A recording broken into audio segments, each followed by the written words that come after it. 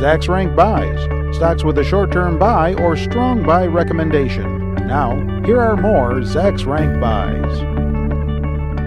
Value stock time now, where we look at a couple of value stock picks. For that, we call in Tracy Reineck, our value stock strategist at Zacks.com, who has once again shown up here armed with a couple of suggestions for you. CNH Global is the first one. They're in the agricultural space, right? Yep. I didn't choose an actual commodities guy this time, but they're the ones who make the equipment. They make agriculture equipment plus construction equipment, and both are doing really well. You would expect, given what's happening in the commodity side, that the agriculture side would be, but construction was also up double digits in this last quarter. So they have a nice little business going where both are kind of hot. They blew by the estimate actually for the second quarter, and sales were up about 24% worldwide. They sell to everywhere, but they did see strong growth in both construction and agriculture in the emerging markets, especially in Latin America. But North America also, surprisingly, on the construction side, was stronger than you might think. So again, both sides are doing real well. They didn't have any, they didn't provide any guidance, but they did say they expect these strong conditions to last throughout the rest of 2011. Okay. So the estimates are all jumping here on the beat, plus this kind of bullish attitude that they have.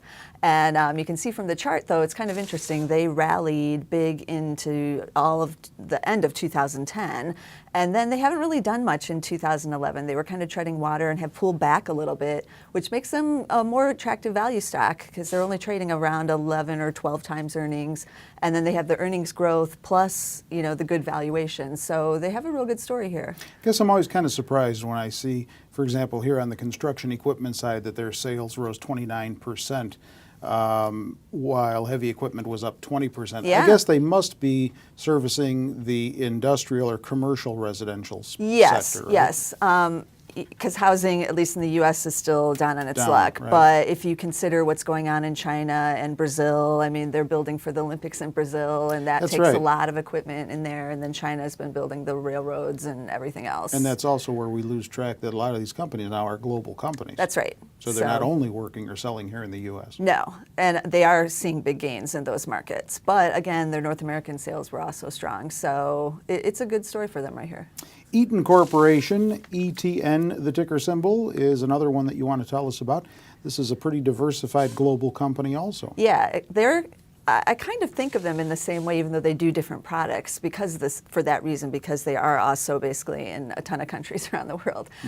They do have a variety of things that they do, but their biggest segment is, they call it electrical, which is kind of like power distribution. Okay. And that has been growing, you know, again in the emerging markets and worldwide, but they also have a big hydraulics area, which is trains, planes, automobiles, that kind of stuff. Yep. So both of these are doing really well. They also just beat for the last quarter, and that was their something like 17th beat in a row. They haven't missed since 2007, which is really impressive given that that was over the course of the entire recession. So they've been managing that real well, but sales were up double digits for them. They raised guidance, and they expect this to be their best year ever in their company's history, with half the year still to go. They still see their volumes growing up from 10% was their former guidance to about 11% for their end market users. You can see the estimates are rising from both the beat and their guidance being raised. Their chart is interesting as well. It's similar to CNH's actually, where they had the big gain up into this year, and then they've kind of been also trending water and then falling back. So I don't know what that says, that both of these kind of big, you know, international conglomerate type companies are seeing their stock pull back, but it's a great value stock as well here, around 12 times, and then they have the rising estimates too, and they pay a dividend that they have paid since 1923 actually. Wow. They just raised it 17% in January, and it has about a 2.6% yield. So, you know, I like those companies that have been doing what they need to do over and over every year. So Eaton's an interesting play here. All right. Do you own either of these two? I do not. Okay. If you want to check out more stock pick ideas for yourself, then you need to go to Zacks.com, our homepage, because there is where we put 4 new stock pick ideas up for you daily, one in each of the investing categories that they write about on Zacks.com. With Tracy Reineck, I'm Terry Ruffalo.